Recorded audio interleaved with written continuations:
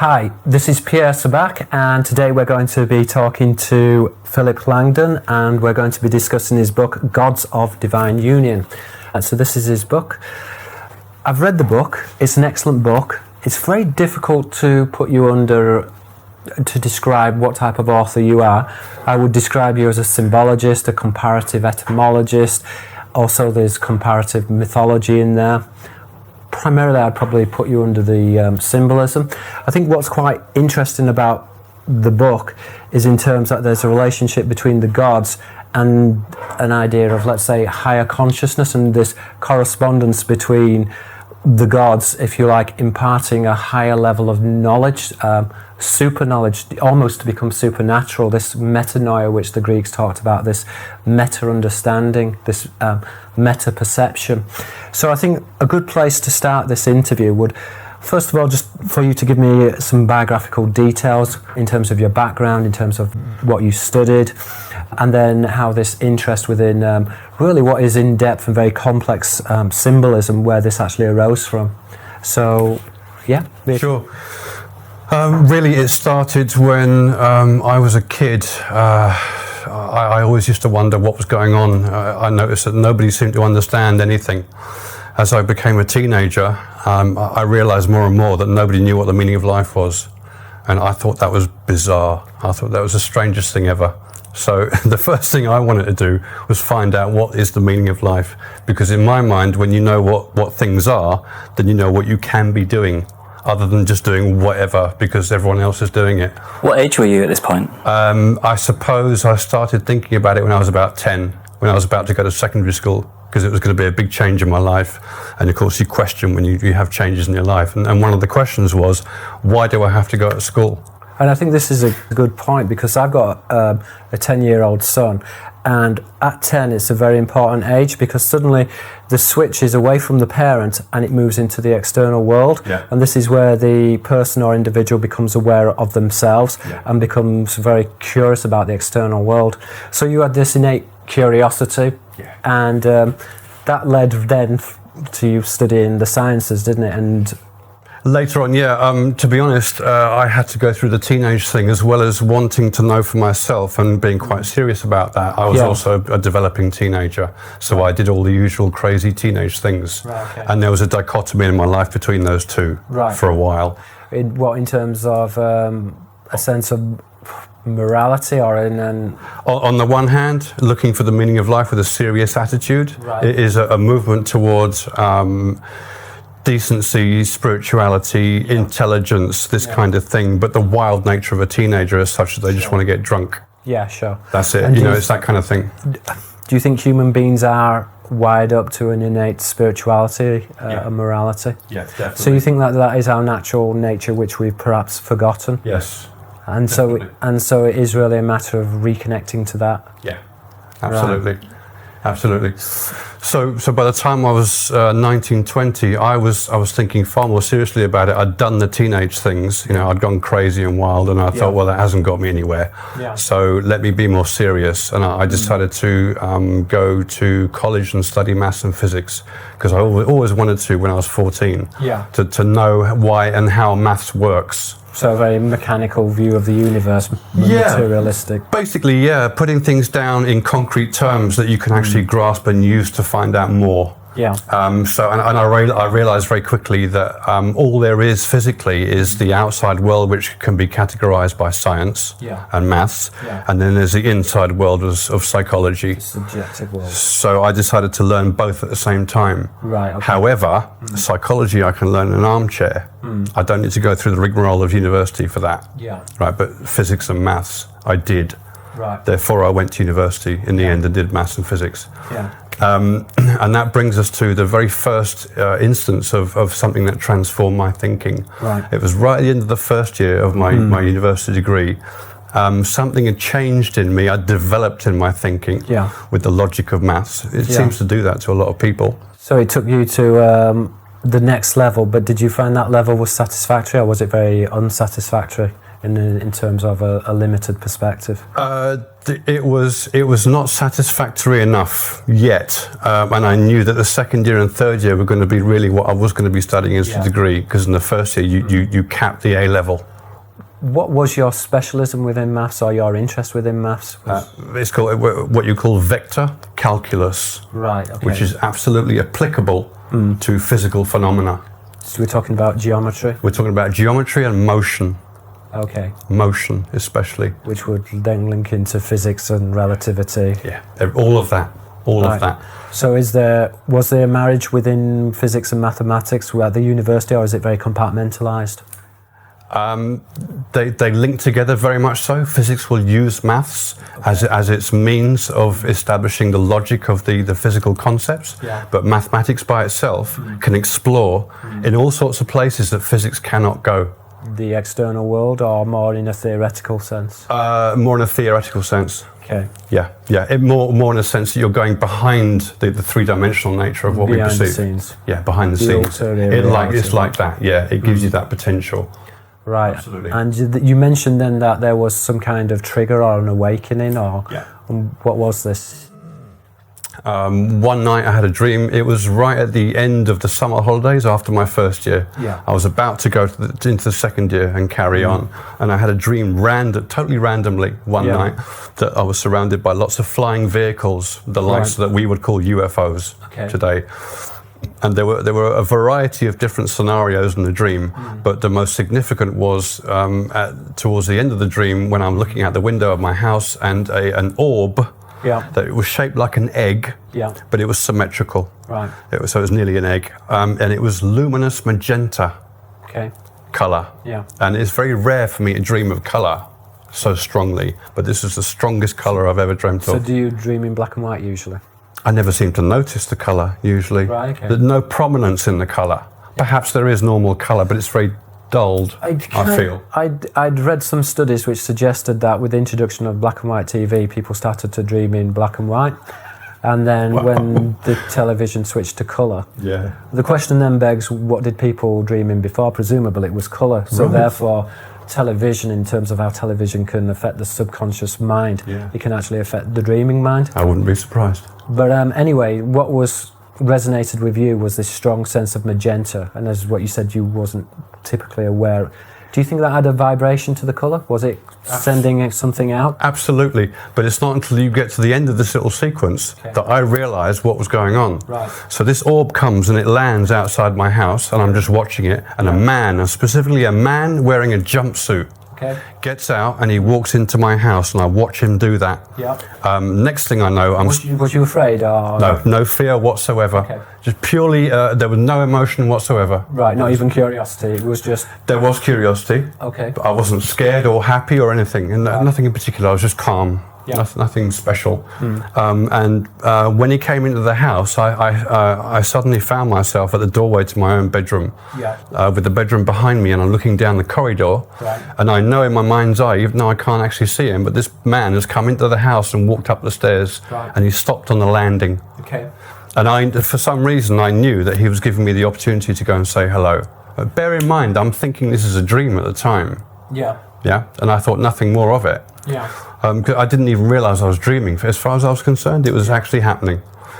So I decided to go and greet this visitor. So I walked down the corridor, turned to my left, expecting to see a man in a jumpsuit.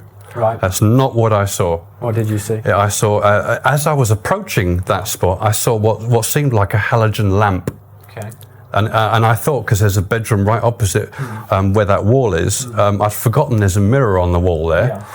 And I thought there was a halogen lamp. I didn't even register that it was reflecting in the mirror. I just thought, why is there a halogen lamp there? And I looked to check in the room on the right. It was dark. So the light was actually coming from the left-hand side. Are you saying that the human form was a projection of some kind? I'm saying I actually saw myself in the mirror. As a light? Yeah. Okay, how do you interpret that light? Well, it appeared, it had the same height as me. It's exactly the same width. It was very hazy all the way around the outside. A humanoid light. Yeah, but it was brilliant white, and it was blindingly white, and there was no form in it whatsoever. Is this your soul pattern, do you think? Basically, me as a spirit. As a spirit. I took it to be me and my spirit body. Yeah. But at the time, I was very heavy into the scientific point of view, and this just jolted that completely. It's like shoving in my face, no, you're actually a spirit, Phil. Okay. That's how it seemed. So the man walked into your house. Was he there, or you just sensed him? I could see him in my mind.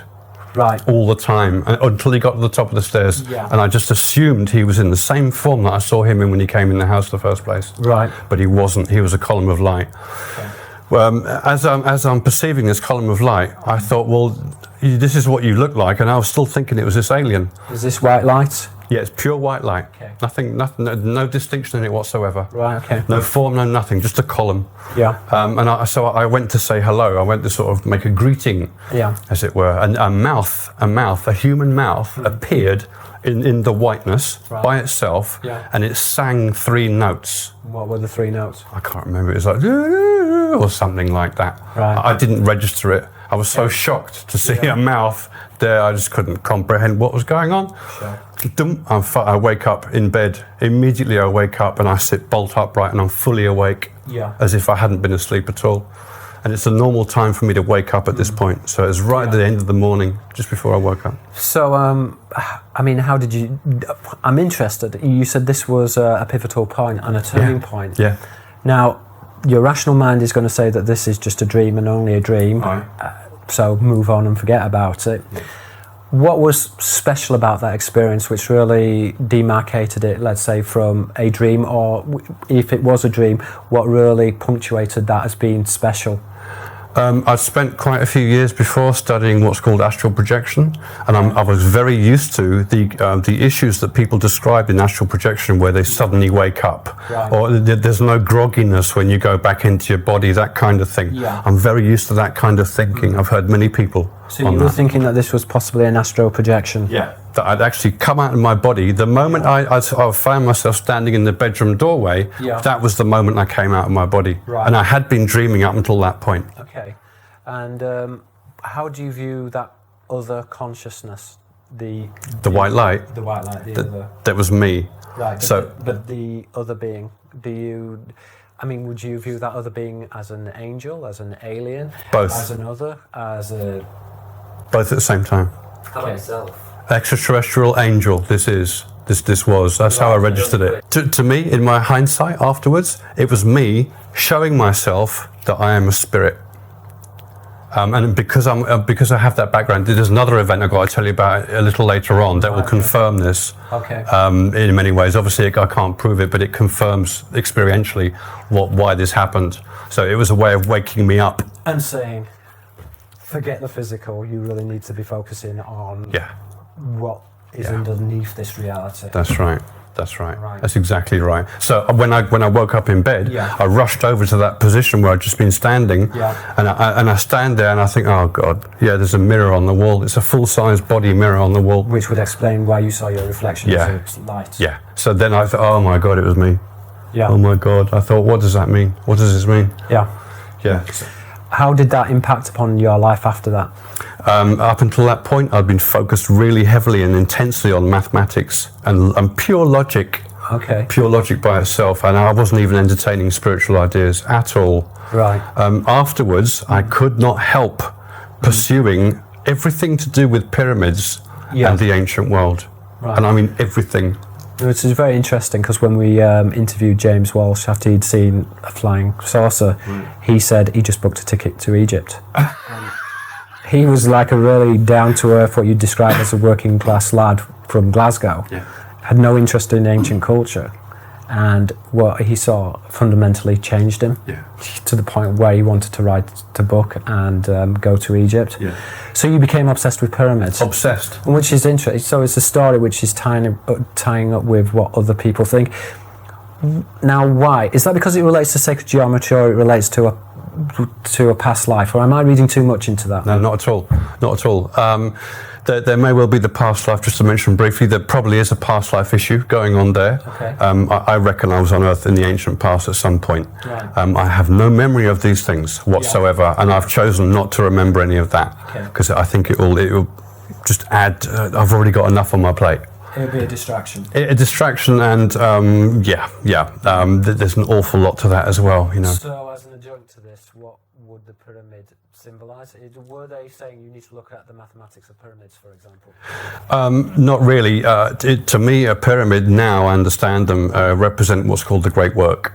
Okay. The pyramid form is the most perfect form because it represents the issue in the cosmos, and which is the physical transformational issue that the cosmos goes through. The alchemical. The alchemical process that the cosmos engages itself in. Yeah. But it can't finish it without us. It can't finish it without the conscious effort with the input within that creation. From the observer. Yeah, because it's a mechanical process, and completing that concept is not a mechanical process.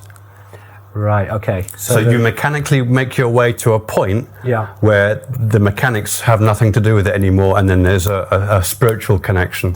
Mechanics or the laws of reality break down, fundamentally. Yes, because you're going to infinity. Which really they don't actually break down if we think about it. Because they have a separate existence. Separate existence. Yeah. Okay. Which I'm going to describe in a short while, actually. Right, okay. Which is fascinating because it's one of the changes in your awareness when you encounter that divine presence. Right. Okay. It's a profound change. Yes. Okay. And people do highlight this, that when people have had a Kundalini experience, a Satori experience, or how you want to frame this, that it does change them very profoundly. I mean, people often use descriptions like at a cellular level, so that it impacts not necessarily just spiritually, but also in the physical form as well. Yes. So, now in terms of the pyramid, I don't know if you want to go on to the next experience, or if you want to elaborate more on the pyramid. Well, I can simply mention, because we can elaborate on this quite a lot a little later on, when we go to the detail of how exactly a pyramid represents the great work. Okay, I have never heard anyone explaining this before to me the way I understood it in the end. Right. Okay. And where did this understanding come from? Was it exterior from other beings, or was it internally from yourself? Or is there no distinction when we begin to break these things down? Well, that's an interesting question. Where exactly did it come from? Because I'll tell you about the event a little later on where I saw a papyrus presented to my mind's eye. That did not come from me. Right. I cannot have written that or come up with that concept by myself. Right. I don't think that's possible. Right. And I'll show you it. I've actually got it. Oh, excellent. I've got it. Brilliant. I've reproduced it basically, so you can see exactly what it looks like and what it looked like to me. Okay. But if we go back to the basic pyramid idea, what you're doing with the pyramid essentially is going from the ineffable to the poignant. The singularity. Yeah, and the whole idea is that we come from an ineffable foundation of what we might describe as unconditional love. Okay. This is what people talk about when they talk about heaven or meeting the divine. It's all about love. So that is our foundation, as I see it. Yeah. Just like the massive base of a pyramid that has turned a circle into a square. Right. So squaring the circle is absolutely involved in the building of a pyramid. Right. And that's what we're doing. That's what the great work is. The reason you turn a circle into a square is because the circle is the infinite unmeasurable. Yeah. You can't gain measure of the infinite. No. It's impossible. Whereas the square has boundaries. Right. So the circle is an infinitely sided polygon. Yeah. So it automatically represents the concept of infinity symbolically on the page. Yes. Right. If you turn that circumference into a square, all of a sudden you've got set sides that you can use to measure against each other, and you can simply connect to the two opposite corners together. It's a pyramid. Which gives you the overview of a pyramid, but it also, the point is, it defines the center. Okay. That's what's going on. Which is the circle. Bingo. And the circle, being infinite, has no center, because an infinite expanse has no center. No. Hence pi is infinite. Right. Where is the center of an infinite expanse? That's the question that we ask ourselves as conscious beings, and we go through the gaining of measure to find that center and define it to ourselves. So does that mean, when we bring that back to mathematics, in a sense, that means that it is not possible to actually mathematically quantify the world? Is it? Or are you saying that... The physical, yes. The physical by itself, yes. You can only talk about the infinite metaphorically or grammatically or using words. Yeah. All you can do with mathematics is use the lemniscate, the infinity symbol. About in physics, in terms of locating where the particle is within time and space, and the problem of actually quantifying that mathematically. The uncertainty principle that you're talking Yeah, about that's there. right. Yeah. I'm not saying it is or it isn't. You see, there's a tendency amongst physicists to presume that they already know the answers, and Right. that, you know, you can't locate where a particle is in time and space. Maybe you can.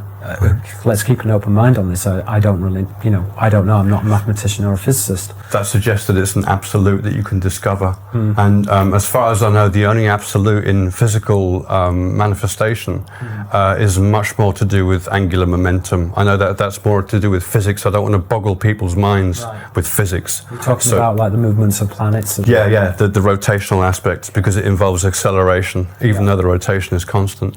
It's a very interesting subsection or subset of physics that helps you understand what you're referring to there, because a physicist will tell you there are no absolutes. Right. The universe in its entirety is relative. Yeah. It's based on uncertainty. Yeah. There is no absolute. So if you come along and say, hey, I know the truth, it's an absolute certainty, they will laugh at you But that purely because they do not recognize that which is infinite.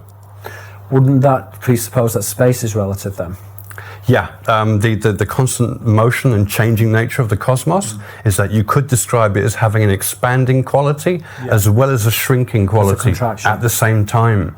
Which the Hindus would talk about this idea of the divine breath, which is breathing, which is the expansion. Yeah. It's like God's lung, it's filling his lung, as it were, and then breathing out. And that has implications for the mind, Yes. which can expand or contract. Yes, right. And within cycles, within patterns within nature, for example. Right. Okay, that's quite mind-boggling. So, Yes. so in some sense, you're trying to grapple with or reconcile the mathematical aspects with the spiritual, and it's forced you to confront that there is this possible relationship which you really wanted to then take to the next level and to understand that better. Bingo. Right. You got it to a T, basically. Yeah. So So that's where I was at. Okay. And this idea of squaring the circle, I encountered in sacred geometry, and it helped me understand it in that basic did you concept. have to go into? Did you start studying sacred geometry? Yes, yeah. After that dream, I was sacred geometry, pyramids, alignments, stellar alignments, stellar timings, the sun, the moon, the mysteries in general, tarot, Kabbalah, etc., etc. The whole 9 yards of that. Okay, I mean they're all separate disciplines, and they all go into immense amount of knowledge. Yeah.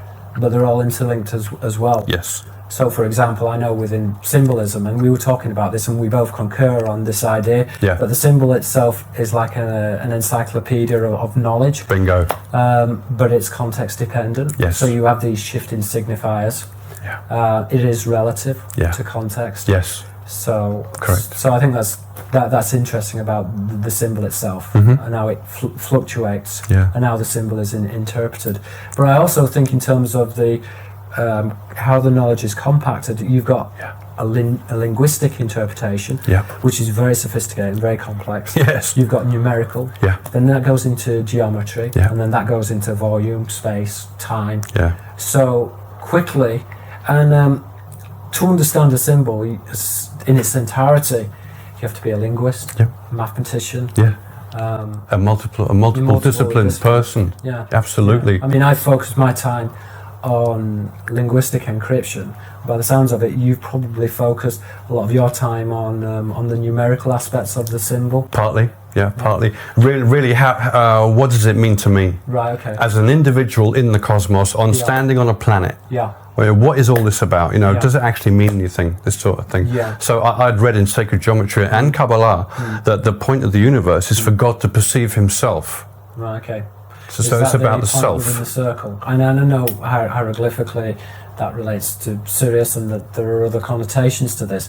But if we want to take the circle and the dot, and particularly if we wanted to deconstruct that from a Gnostic perspective, then that is the awareness of the observer. Yes. So the dot will become you, observing the totality of your true being.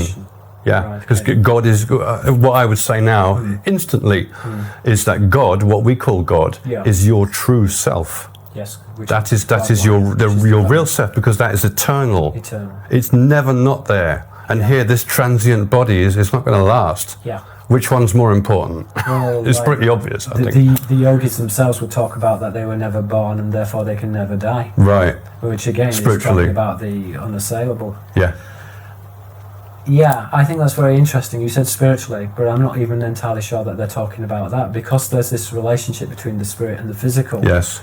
At some point, at some perspective in time, whether in the past or the future, Yeah. they are embodied physically. Yeah. So in that respect, if you think that the soul can be incarnated in the past and the future, Yeah. and at multiple timelines, even physically the body can't die. Mm-hmm. We look at it from our perspective is that obviously the body can die. Mm-hmm. But that has, so we're talking about multiple universes in an infinite universe. You can do that. In my mind, it's very easy to get lost in potentials. If we don't succinctly describe this and this and this aspect of what we can describe, Right. that it has automatic consequences. It's very easy to go around in a big sort of. To get lost in It is probably this and probably that, and you can end up very lost indeed. Yeah. Someone put a video up on. I run a Facebook page on illumination, Yeah. and somebody put a video up there, which is very well made. But it's someone who dies, meets God, and God says every single creature in the universe is the same person at different times. Okay. You can interpret that way because there is only God in this sense of truth. There only being truth, and God is everybody's true self. That's like the single particle experience in itself, at multiple levels within the universe, which creates everything. Interesting, very interesting point, actually. Yeah, but then you have your uniqueness, Yeah. and I have my unique experience as well. Yes, we'd be one and the same, but only in pleroma. Okay. Anything other than pleroma, we are Right. individuals. Yeah, so you're saying that you have the spirit aspect, which is the oneness, which is, if you like, the aeonic field, the hologram. But when that becomes projected, if you like, it's the projection of the waveform into the particle. And in Platonic philosophy, this would be, you would have the universal forms, Yeah. which are then projected or particularized. So these then become the particular forms, Right. which we're really talking about the interior and the exterior manifestation of reality, and that's really what physicists talk about as well, Yeah. isn't it? Yeah, yeah. So That's the meaning of the first letter in the text of Hebrew, in the Genesis text. The letter B in Hebrew, beta, bait. Yeah. Yeah, it means house normally, and it's used to mean the word in, Yeah. to suggest in the beginning, but really it's a distinction between an inside and an outside. Okay. So it's talking about the interface between the two, between the two, and we worlds. are that interface. Yes. You see, Right. yeah. How do I mean, we can continue down. I'm curious in terms of. I mean, I have my own ideas, and Yeah. people will be aware of that. How do angelic beings fit into this whole scheme? Do they trigger enlightened states? Yes, they can. We need to go to the illumination event to understand that, though. Okay. So you'll have to get your head around what illumination is, Yeah. how it works, and why it does that, Right. and then you'll get your head round what an angel is. So Much we'll- better. So how did this event impact on your life? Did it turn your life upside down? Yeah. So It you did. said that in some respects that it caused ripples within your academic studies. Yes, I did do the second year, but I didn't take the exams because Okay. if I'd taken them without that concentration, I would have got low marks and I would have been stuck with those low marks. Right, okay. So I came away and took 2 years out, satisfied my curiosity on the mysteries, Okay. and went back to finish the degree. And so I did my second year exams then, and then did the third year, and got Right. reasonable grades and got good grades. And just so, in terms of your academic career, what did you bring back from studying the mystical texts, the Kabbalah, etc.? Did that inform your understanding of mathematics? Or was it Yeah. almost like, yes, it's informed my understanding of mathematics, but it's very difficult to apply it within an academic setting, which has a very predefined, rigorous interpretation of maths? It's not that difficult to apply in the academic zone, but Right. the academic zone is very focused on certain things they want people to focus on. So they're trying to funnel you down particular areas of study all the time. Basically, yes. If you wanted to study the esoteric mathematics, you'd have to do it in your own time. You probably have to do it in India or something like Yeah, that. probably.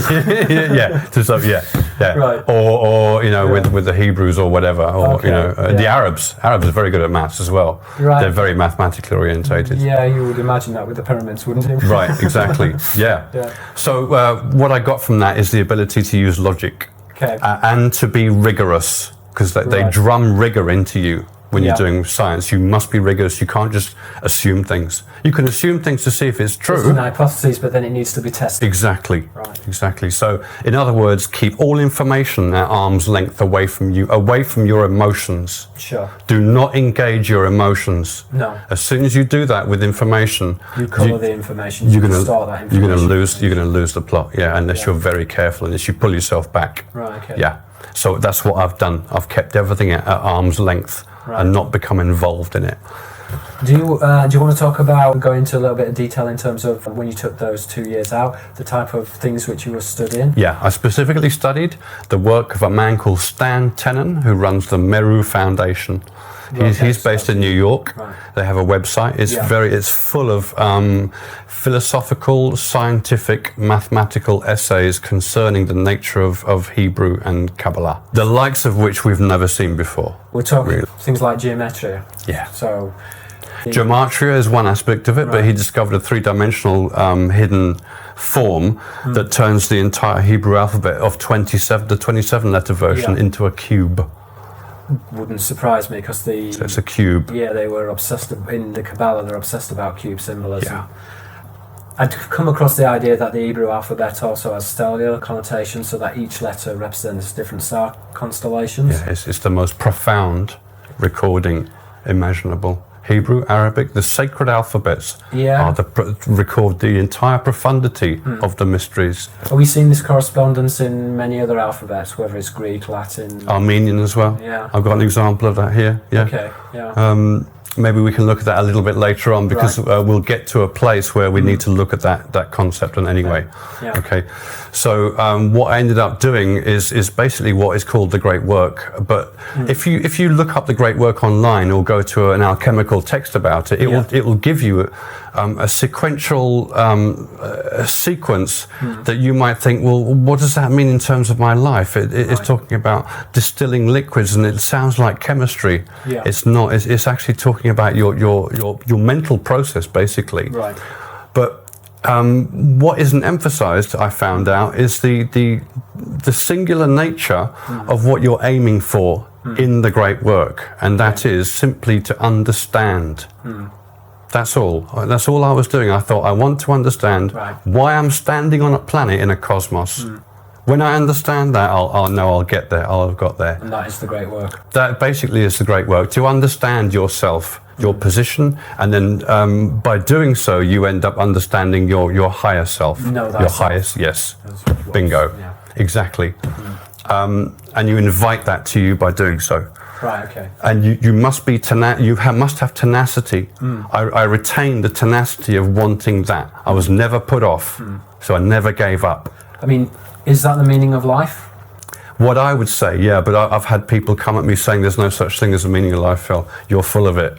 Yeah. But they when I listen to their words and see where they're coming from, they don't know certain things. See, when I listen to the yogis talk about that, a life which goes by in which a person hasn't come to an understanding of the unassailable, the ultimate reality, is a life which is a wasted life, and that doesn't really matter how much you achieve within life in terms of your success. Aye. So they kind of view that type of attainment as above all other considerations. Yeah. In my opinion, they'd say that, because if you die and you haven't made it yet, you will have to start from scratch again, from birth. Yeah. From physical birth, and you've forgotten everything. Yeah. So you've got to start from scratch. Why do you think the soul pattern forgets? Because you enter a psyche and engage in it, and the psyche is a blank sheet when you come into the body. So then that's what you're aware of. Okay, so we're dealing here more with the physical limitations of what people describe as the physical spacesuit, the genetic spacesuit. The psyche. The psyche. Obviously, different people with different amounts of their personal, what I would call akashic record, will have different experiences in their life coming from their mind, which I associate with spirit. Yeah. I don't associate your awareness with your physical psyche at all anymore after what happened. And it's very interesting, because I'd read a book by Eben, who's a neurologist who had a near-death experience, and he's written all these papers about the brain, but he was actually saying that the brain doesn't produce consciousness. Right. It's a filter of consciousness. I would totally agree. Yeah. Totally agree, and you'll find out much more about that in a moment, actually. But that point of view came from a spiritual experience, a near-death experience. So Yeah. it wasn't something which he, well, maybe he intuitively knows it, maybe we all do, but it was something that he had to experience before he could realise that. Yeah. That it fundamentally is experiential. Yeah. To know. To know. To know, yeah. And that's a very strong word, to know. Yes. Particularly within science. Yes. It's a bad word in science, yeah. Yeah. Science is to know. Yes. Well, yeah. It's the know. attempting to know, but ultimately, if the truth itself is one thing only and therefore ineffable, that's not physical, and therefore you must experience it to know it. There's no other way. It's kind of interesting, like what you're saying, like the etymology of science, skya, to know, but there's a close correspondence there, which is to scry, and to scry is to look into the mirror, which is a reflection. Right.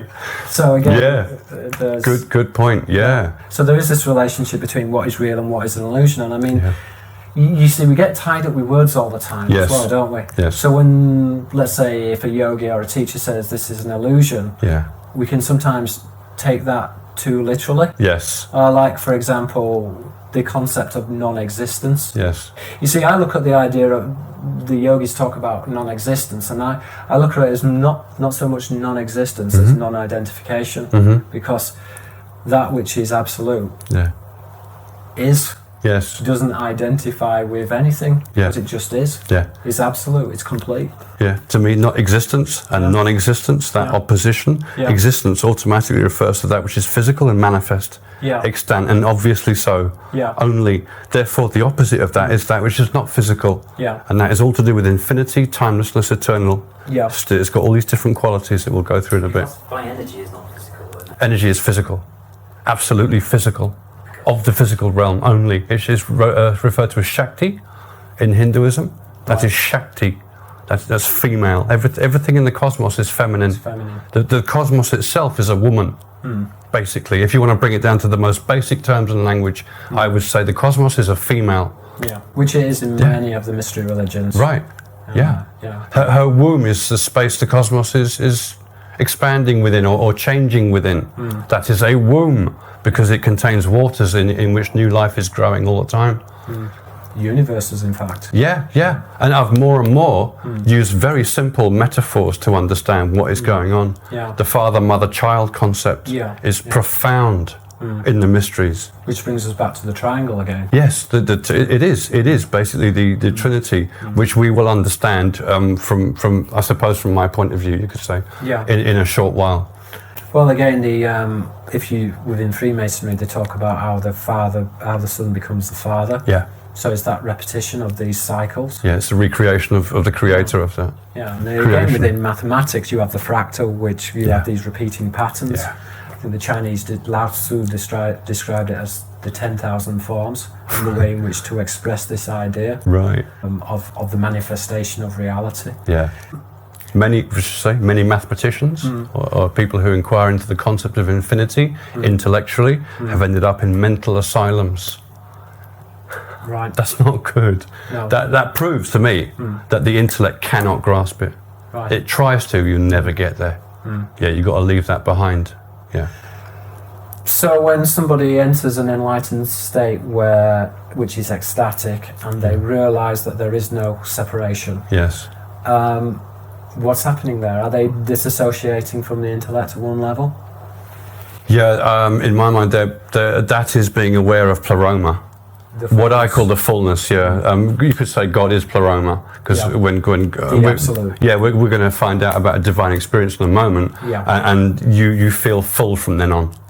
Complete, absolutely So complete. this would be the spirit descending, let's say, within Christianity, Yes. with the pleroma. Exactly. Okay. Exactly. Can I just ask the idea of the going madness, the madness of trying to answer that question? Is that not something that maybe happens to a lot of people who haven't gone through the processes? And I'm thinking to like the people who do the Kabbalah, for instance. If it's like a Westerner does it without the thorough knowledge and backing and support, I guess they tend to have more of a likely to have issues from that. However, let's go back to broad across cultures. Indigenous cultures will have like that's what the shamans would have done entire lives. So they've got a support network there for that. Yeah. Is that just something the Westerners maybe jumping into something which they just have the support for?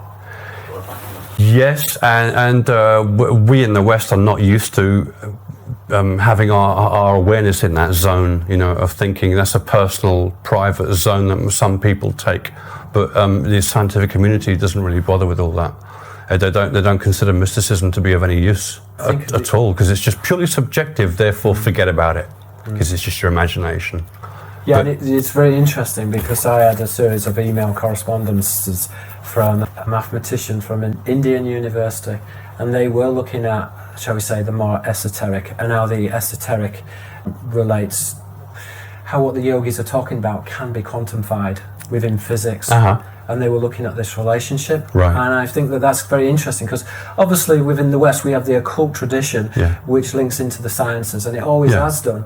But then when it's filtered into modern day academia, there is this general dissonance or disconnection between the occult tradition and between mathematics and the sciences. Yeah. So I think that perhaps you're right, that certainly in the East, that they're more open to some of these ideas. Yeah. Now these ideas fundamentally interconnect.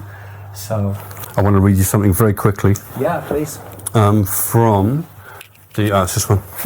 This is by Manly P. Hall. He's a very famous occultist, and I've highlighted a page here. I'm just going to read you a few lines, because this highlights exactly what we've just been talking about. It says, the old Jewish rabbis taught that those who study the Kabbalah play with fire. Play with the seraphim. It's dangerous. Okay. In other words, because it's so deep and esoteric. Right. If you're not gradually moving, you'll be burnt up by it. Yeah. If you suddenly go to that level and try and take it in, it will burn you. Yeah. Well, it's the universe sustains, but it can crush you as well. Yes. It's double-edged thought. Yeah. And the student of today knows that this is true of all esoteric teachings. Wisdom is a two-edged sword. Okay. You just said that. Right. For that reason, the mystery schools demand years of purification and preparation, and the student of the ancient wisdom must without hesitation accept these obligations if he desires illumination. It goes on to say, very briefly, the curiosity seeker and those searching for thrills can never gain the sacred truth or fathom the secrets of the Kabbalah.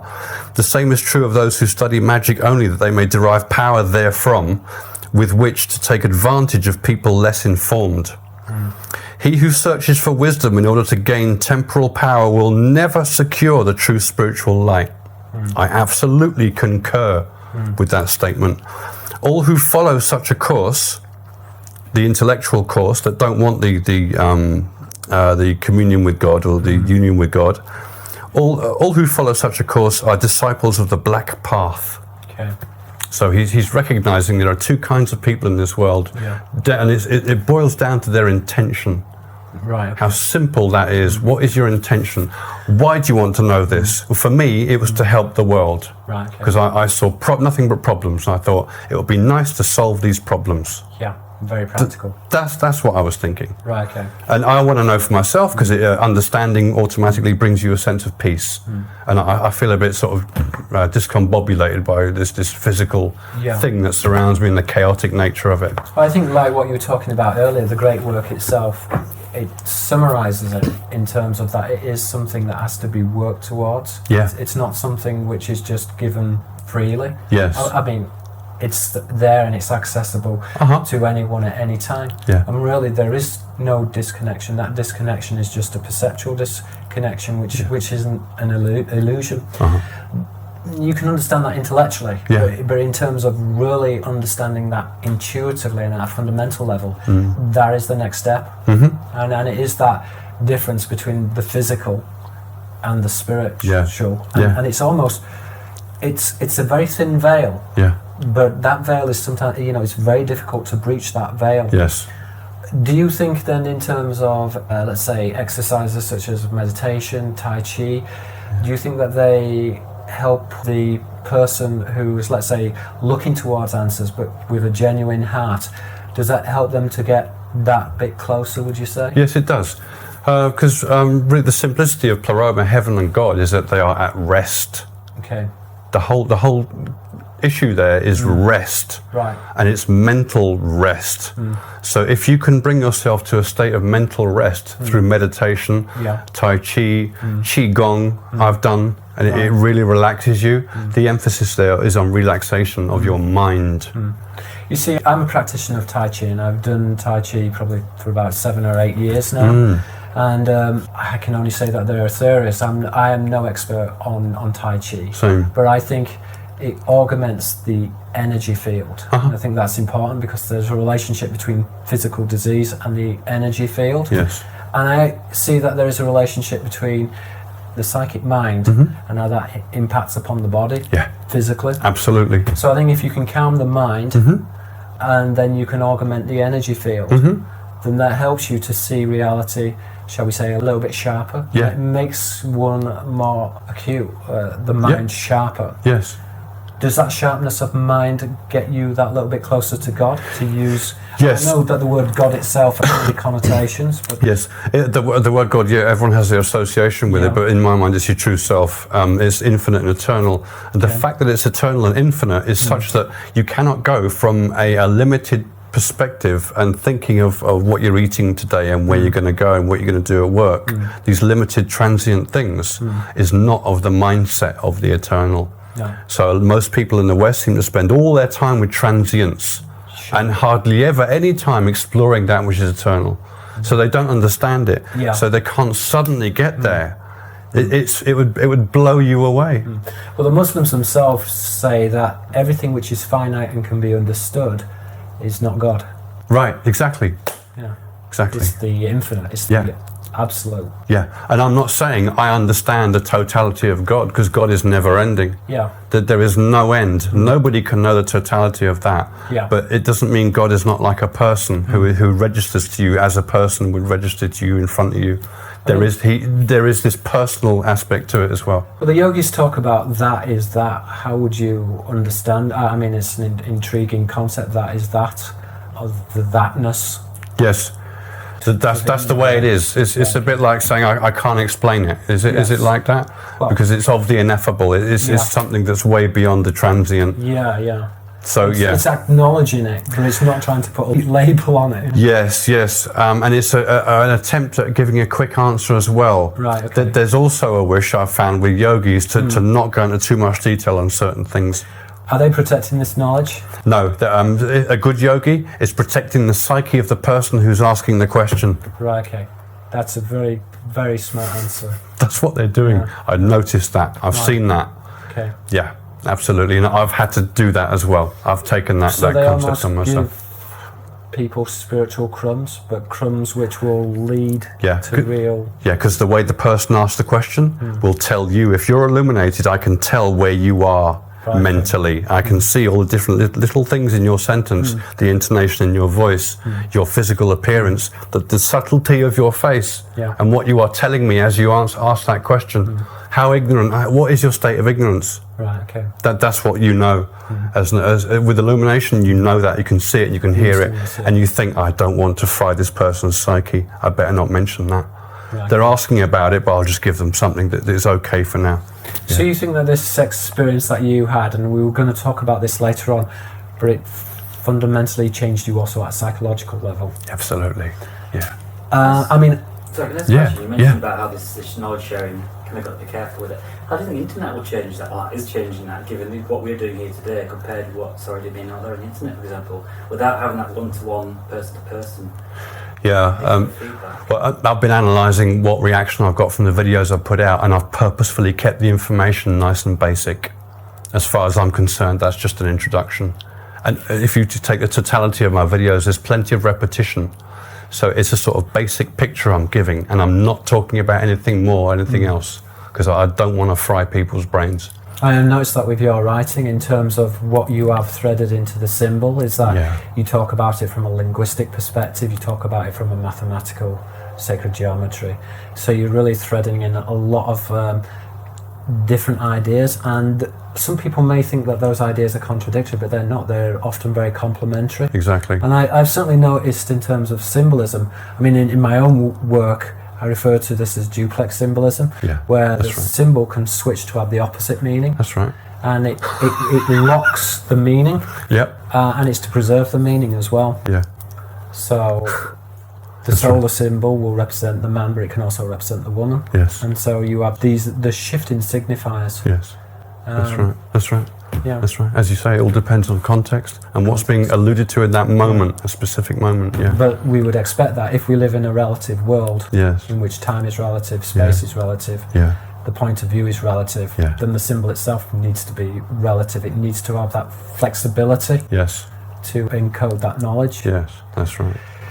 So, Yeah. I mean, within symbolism myself, I argue that it's a polyglottal language in terms of that the word plays transfer from one language to another, the symbols correspond. Yeah.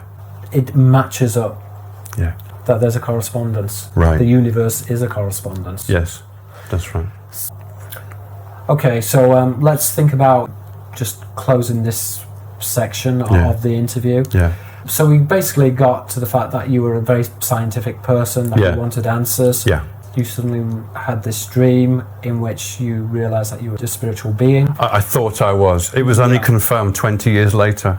Okay. It took 20 years to confirm that. So I didn't really know, but I had the distinct suspicion that I was not from round here. I couldn't prove it to myself, and I was wondering. It got you to the point where it forced you to look at yourself and to begin to start looking at the question of reality. Yeah, information. Very interesting when you said that you're not around here, in terms of, are we talking about the bigger picture, that we're just spirit? Are we talking about specifically in terms of your soul? Yeah, me, my soul. We'll find out in a bit what I'm talking about there. Okay. I don't want to tell you about that yet, because it relies on something else that we haven't spoken about yet. Okay, right. That's often the case with this, yeah. So I ended up doing what's called the Great Work, almost unwittingly, because it's traditionally referred to in the alchemical terms, and I can't relate to that. I didn't relate it to that. I simply wanted to understand. I would strongly recommend anybody who wants to do the Great Work immediately read the Bhagavad Gita.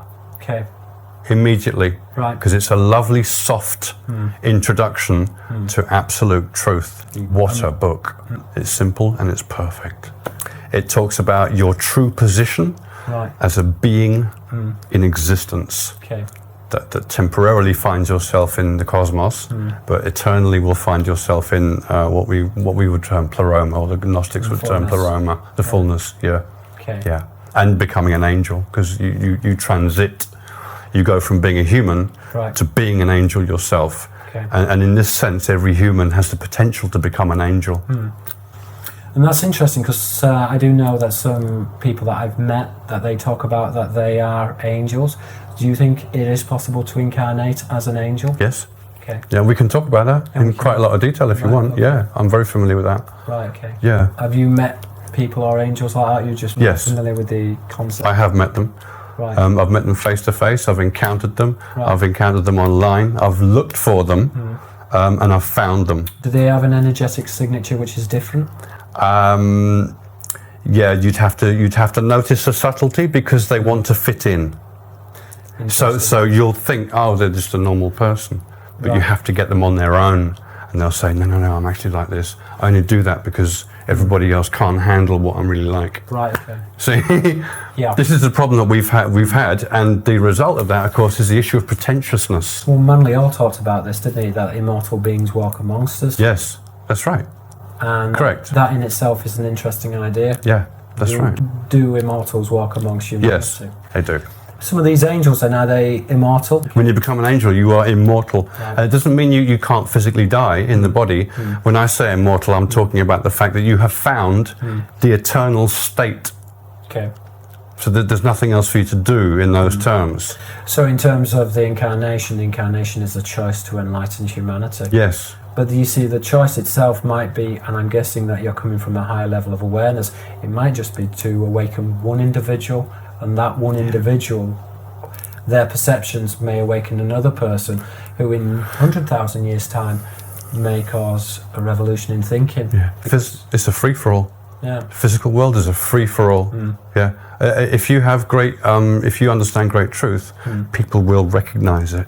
Right, okay. Even if it's subtle, it will be recognized. And I think that's a good point to end this section of the interview. Yeah. That if you seek the truth and if you look for the truth, Yeah. and you do that with a genuine heart, Yes. then it is possible Yes. to recognise the truth. Yes. And that is the great work. Yes. Okay. Thank you very much, Phil Langdon. Thank you.